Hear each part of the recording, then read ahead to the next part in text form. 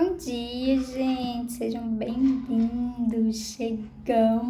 Estamos no primeiro capítulo de Marcos e eu já quero começar orando e partindo para a leitura, e aí depois eu dou uma introdução. Porque eu acho que nesse primeiro capítulo já vai dar uma revelação, assim, já vai jogar uma luz sobre aquilo que a gente, vai falar o livro inteiro. Então, eu quero primeiramente ler esse capítulo e aí depois eu venho com aquela introdução que eu costumo fazer do livro. Pode ser? Então, vamos começar orando. Amém, Deus. Obrigada, Senhor Jesus, por mais um dia, por mais uma oportunidade de estarmos aqui, sabe, Pai, ouvindo da Tua palavra, tendo a oportunidade de ter contato com ela. E hoje começando mais o livro de Marcos. Deus, ele mexeu muito comigo, ele mexeu muito com, ao Marcos escrever, a gente vê ali um interesse da parte dele de mostrar, Deus, o grande amor do Pai e do Filho, sabe, por nós, pelos seres humanos, pela humanidade. Então, em nome de Jesus, que possamos não somente, sabe, Deus, ouvir, ler, mas sentir, Deus, sentir o Teu toque, sentir o Teu poder, sentir o Teu mover, sentir esse poder agindo em nós. Em nome de Jesus, faz de novo, Deus, aquilo que o Senhor, a boa obra que o Senhor começou no mundo, Deus, que o Senhor complete até o dia de Jesus Cristo. É o que nós oramos e te pedimos, e eu coloco diante de Ti a minha vida, este capítulo. Te peço em nome de Jesus, o sangue de Jesus sobre a minha vida, e ao longo desse tempo que só o Senhor fale, que eu diminua e que o Senhor cresça. Em nome de Jesus. Amém? Bora. Então vai dizer assim, gente. A boa notícia que fala a respeito de Jesus Cristo, Filho de Deus, começou a ser dada como o profeta Isaías tinha escrito. Ele escreveu o seguinte: Deus disse: Eu enviarei o meu mensageiro adiante de você para preparar o seu caminho. E o profeta escreveu também: Alguém está gritando no deserto, preparem o caminho para o Senhor passar. Abram estradas retas para ele. E foi assim que João Batista apareceu no deserto, batizando o povo e anunciando esta mensagem: Arrependam-se dos seus pecados e sejam batizados, que Deus perdoará vocês. Muitos moradores da região da Judéia e da cidade de Jerusalém iam ouvir João. Eles confessavam os seus pecados e João os batizava no Rio Jordão. Ele usava uma roupa feita de pelos de camelo e um cinto de couro e comia gafanhotos e mel do mato. Ele dizia ao povo: Depois de mim vem alguém que é mais importante do que eu, e eu não mereço a honra de me abaixar e desamarrar as correias das sandálias dele. Eu batizo vocês com água, mas ele os batizará com o Espírito Santo. Então aqui, Marcos está correndo, passando ali, dando uma pincelada em cada coisa, mas uma coisa muito clara, que ele deixa muito clara de como este de fato era o Messias, Como este homem do qual ele vai falar a partir de agora é aquele que se cumpriu uma profecia que João estava ali para abrir a passagem para ele e que logo em seguida ele viria. E aí, logo em seguida, ele não dá muitas explicações assim, tanto que eu escrevi no meu caderno que os evangelhos, eles são sinóticos exatamente para ter essas várias visões, cada uma vai falar da mesma coisa. A gente vai ver que todos se ligam, Tem alguma coisa ali que, são histórias iguais ou parecidas e que é a visão de cada um, mas que se a gente ficasse só com o livro de Marcos, a gente não ia entender nada. Ele vai, o livro, vamos já começar a falar.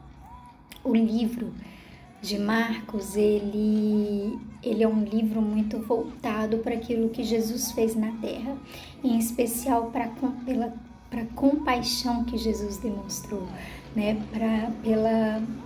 Ele vai falar muito de milagres, das curas, das libertações que Jesus fez. Então, Marcos, ele tem esse caminho, né? Ele vem apontando isso, de quem foi Jesus aqui na Terra, do que ele fez, de como ele foi enviado, sabe, para destruir as obras do maligno, do inferno. Então vamos continuar, vai dizer: nessa ocasião, Jesus veio de Nazaré, uma pequena cidade da região da Galileia, e foi batizado por João Batista no Rio Jordão. No momento em que estava saindo da água, Jesus viu o céu se abrir e o Espírito de Deus descer como uma pomba sobre ele. E do céu veio uma voz que disse: Tu és o meu filho querido e me dás muita alegria. Logo depois, o Espírito Santo fez com que Jesus fosse para o deserto. Jesus ficou lá durante 40 dias sendo tentado por Satanás. Ali havia animais selvagens e os anjos cuidavam de Jesus. Depois que João foi preso, Jesus seguiu para uma região da Galileia e ali anunciava a boa notícia que vem de Deus. Ele dizia: Chegou a hora e o reino de Deus está perto. Arrependam-se dos seus pecados e creiam no Evangelho. Jesus estava andando pela beira do lago da Galileia quando viu 2 pescadores. Eram Simão e o seu irmão André, que estavam no lago pescando com redes.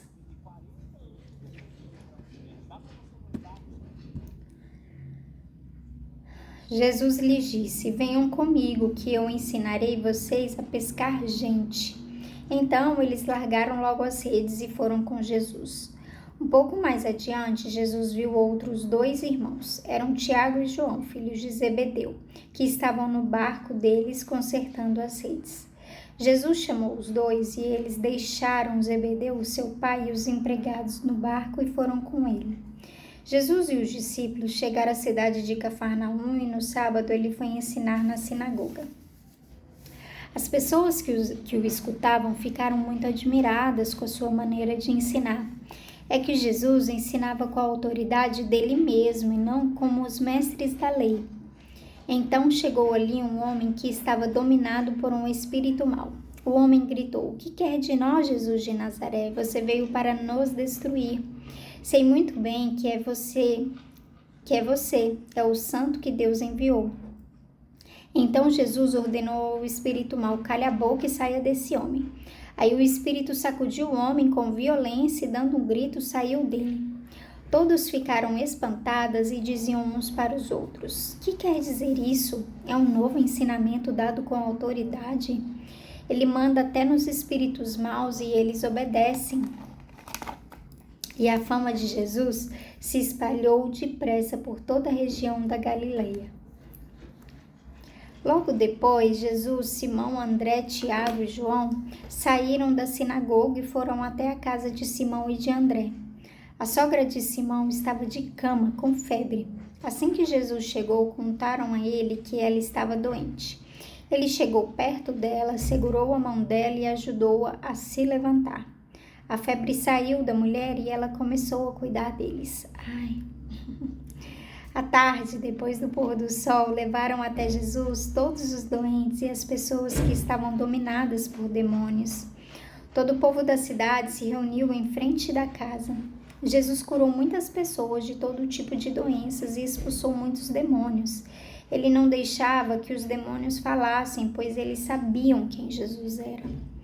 De manhã bem cedo, quando ainda estava escuro, Jesus se levantou, saiu da cidade, foi para um lugar deserto e ficou ali orando.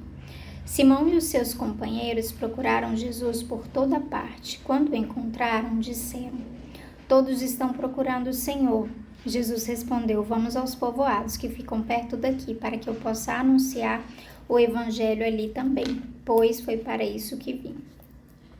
Jesus andava por toda a Galileia anunciando o evangelho nas sinagogas e expulsando demônios. Um leproso chegou perto de Jesus, ajoelhou-se e disse: Senhor, eu sei que o Senhor pode me curar se quiser. Jesus ficou com muita pena dele, tocou nele e disse: Sim, eu quero, você está curado. No mesmo instante, a lepra desapareceu e ele ficou curado. E Jesus ordenou duramente: Olhe, não conte isso para ninguém, mas vá pedir ao sacerdote que examine você. Depois, a fim de provar para todos que você está curado, vá oferecer o sacrifício que Moisés ordenou.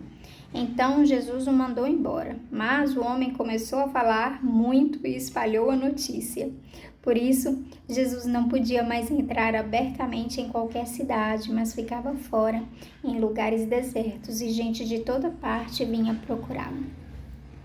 Vocês viram que enquanto eu falava, eu saía marcando, né, algumas coisas. Mas por quê? Porque eu queria falar dessas partes, mas talvez não dê tempo. Então, eu quero aqui, falar com vocês a respeito da introdução de Marcos, né? Por quê? Porque Marcos, na minha Bíblia aqui, que eu costumo ler, essa introdução, ela tem muitas coisas, mas eu acho que a que mais eu vejo assim no livro de Marcos, e o objetivo aqui é a gente ler ele nesse viés, nessa visão assim, tipo, o que Marcos quis dizer quando escreveu o livro. Bom, mas antes eu vou falar o que está aqui, porque vai dizer, alguns historiadores, né, entendem, acreditam, enfim, tá escrito, não tirei da minha cabeça, pelo amor de Deus, mas tá escrito que parece que em Roma aconteceu um incêndio, né, depois de algum tempo e tal, e aí Marcos é João Marcos, aquele que vai fazer uma viagem missionária com Paulo e Barnabé, enfim, isso mais pra frente a gente vai ver lá no livro de Atos, que Paulo até tem uma discussão com Barnabé a respeito dele, nem porque ele sai antes do tempo, enfim. Disse que Marcos era o queridinho de Pedro. Marcos não é um discípulo de Jesus, mas pelo que consta ele já estava vivo na época de Jesus, já era alguém ali um pouquinho crescido até, porque alguns historiadores, mais uma vez, vai falar que talvez, alguns estudiosos, né, vai falar que talvez Marcos é aquele homem que ele descreve em um dos últimos capítulos, que vai falar ali quando os soldados estão chegando para prender Jesus, que tem um homem enrolado no lençol e aí ele sai correndo nu, né, de medo. E aí algumas pessoas dizem que este era Marcos, mas isso a gente também vai ver mais pro final do capítulo dele, mas eu não sei. Bom, e aí diz que então Marcos andou, mas que ele decidiu escrever esse livro, né, esse evangelho aqui dele, quando teve esse incêndio, que Pedro morreu, que os cristãos estavam sendo muito perseguidos e ele sentiu uma forte necessidade de passar tudo aquilo que Pedro tinha passado para ele, que ele tinha, né, ali contemplado também. Então ele sentiu necessidade de deixar isso escrito para que nunca morresse, né, isso que ele viu e que ele presenciou e que ele teve ali com os discípulos de Jesus, que os discípulos passaram com tanta firmeza para eles. Então isso é uma das coisas que falam aí sobre Marcos, que falam aí sobre o livro dele. O livro dele realmente é muito claro, muito sucinto, muito rápido, muito ligeiro, né? Mas eu peguei aqui a introdução da Bíblia Almeida, né? Aquela Bíblia online que fica se você procurar lá no Google mesmo, né, Bíblia Online, ele, antes de cada livro, ele também faz ali uma introdução, e eu gostei muito, eu acho que é muito o que eu vejo aqui no livro de Marcos, quando a gente vai ler ele, que vai falar assim, ó: Marcos e sua mãe Maria viviam em Jerusalém e sua casa era utilizada como local de reunião para os primeiros cristãos.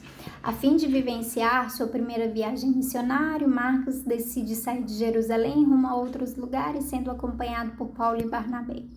Marcos não era um dos 12 apóstolos, mas esteve presente em diversos acontecimentos importantes. Neste livro, relata diversos acontecimentos em relação à vida e ministério de Jesus, tais como seu batismo, feito por João Batista, suas pregações, ensinamentos, a oposição enfrentada durante seu ministério, os milagres realizados e o amor que ele demonstrava pelas pessoas. Sua morte e ressurreição, Marcos reforça a ideia de que Jesus é o Salvador, mostrando às pessoas sua compaixão e a importância de crer nele. Portanto, neste livro, podemos conhecer melhor sobre a vida, ministério, morte e ressurreição de Jesus. E aí, essa última parte que me chama a atenção, que vai falar o seguinte: Marcos, ao retratar Jesus como perfeito servo de Deus, nos mostra todo o amor e compaixão dele por nós e o seu sacrifício para que fôssemos salvos. É exatamente isso que eu vejo no livro de Marcos. Por que, Marina? A começar já de cara do primeiro capítulo. Marcos, ele passa batido ali em batismo, a chamada dos discípulos, ele não quer muito focar nisso. Mas ele quer focar em como Jesus tratava as pessoas. E de cara eu marco aqui, quando ele fala ali com a sogra de Pedro, que ele chega e ele nem dá ordem, a enfermidade vai embora, saia, deixe febre, né? Não é uma coisa assim mecânica. Começa no início, um pouco antes, vai falar sobre isso, né? Quem é esse homem que não fala como os mestres da lei, ó? É que Jesus ensinava com a autoridade dele mesmo e não como os mestres da lei. Já viu aquelas pessoas que chega, lê, ou fala e tipo, você sai dali, não causou mudança nenhuma em você? Eu até, nas minhas anotações, citei o meu pastor Ibe, né, que ele fala assim, dele, né, ele fala dele não, mas ele fala assim, sabe, com aquela verdade assim, com aquele jeito simples, né, às vezes até meio assim e tal, ou enfim, que toca no coração, né, que a gente se identifica. Aí outras pessoas também falam de uma maneira, como é que se diz? Ou pegando o jeito do outro, né? Ou tentando copiar. Aqui não, aqui Jesus falava com a autoridade dele. E mais do que isso, né? Ele virava e ele falava. Então aqui na cura da sogra de Pedro, ele vai ali, ele estende a mão e ele levanta ela. E parece que pronto, aquilo ali é o suficiente. Puf, a febre vai embora. Tudo que tinha de ruim, ao tocar naquele Senhor, ao ver aqueles olhos de compaixão, de amor, né? Ele mesmo, ele é a própria cura. Então é isso, sabe? Então eu vejo Marcos demonstrando muito isso quando Jesus passou pela terra. E mais tarde no meu Instagram, muito provavelmente eu vou falar um pouco sobre isso, sobre esse encontro de Jesus conosco, porque muitas vezes acho que a maioria das vezes as pessoas precisam ter um encontro com Jesus da primeira vez ou com uma cura milagrosa. Às vezes, né, com uma revelação ali, né, com um abrir de olhos espirituais mesmo. Mas a maioria das vezes é com uma cura, é com algo maravilhoso que ele fez por nós. Então, talvez eu fale sobre isso mais tarde. E é isso, eu não consigo falar muito mais porque o nosso tempo já está se esgotando. Então, uma das coisas que eu tenho feito aí, algumas pessoas têm chegado até a mim e falado: Marina, eu preciso de um milagre, eu preciso de algo, sabe, de algo que só Deus pode fazer. E eu tenho falado aí, então, vamos ler o livro de Marcos juntos, né? E eu quero te convidar também para a gente estar mergulhando, indo mais profundo nisso ao longo aí do dia aí, que eu possa estar mais perto de você. E eu faço isso através da comunidade online. Eu escolho Cristo todo dia, o link da página para você fazer uma inscrição com um valor bem simbólico, vai ficar aqui na descrição do vídeo. Se você sentir interesse, entre lá, que lá a gente também tem desafio, ora junto, faz jejum acerca das suas causas impossíveis, porque Jesus é esse, tá bom? Deus abençoe, tchau, tchau.